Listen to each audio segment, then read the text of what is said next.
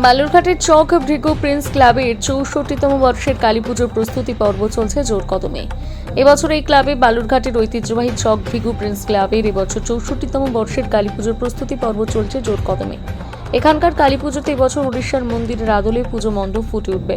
পুজো মণ্ডপ তৈরি করছে মণ্ডপ শিল্পী লিটন ভৌমিক। পুজো মণ্ডপের সঙ্গে সামঞ্জস্য রেখে চক ভৃগুর স্বনামধন্য মৃৎশিল্পী উত্তম পালের আর্ট বাংলা সমাজের প্রতিমা ফুটে উঠবে।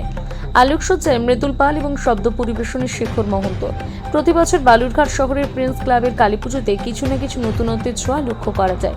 সেই কারণে এখানকার পুজোতে দর্শনার্থীদের ভিড় উপচে পড়ে। আগামী 19 অক্টোবর রবিবার সন্ধ্যে 6টায় ভারত সেবাশ্রম সংঘ বালুরঘাট শাখার অধ্যক্ষ শ্রীমৎ স্বামী বিষ্ণু রূপানন্দজি মহারাজ জেলার বিশিষ্ট ব্যক্তিদের উপস্থিতিতে পুজোর শুভ উদ্বোধন করবেন।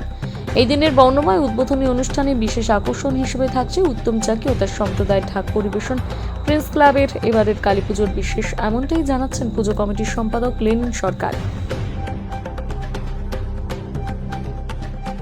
নমস্কার, চক ভৃগু প্রিন্স ক্লাবের পক্ষ থেকে আমি এবছরের পুজো সেক্রেটারি লেনিন সরকার।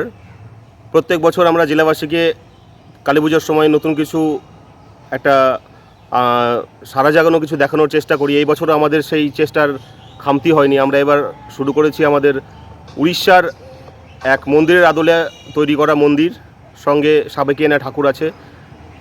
প্যান্ডেল তৈরি করছে আমাদের লিটনদা, আর প্রতিমা উত্তম পাল।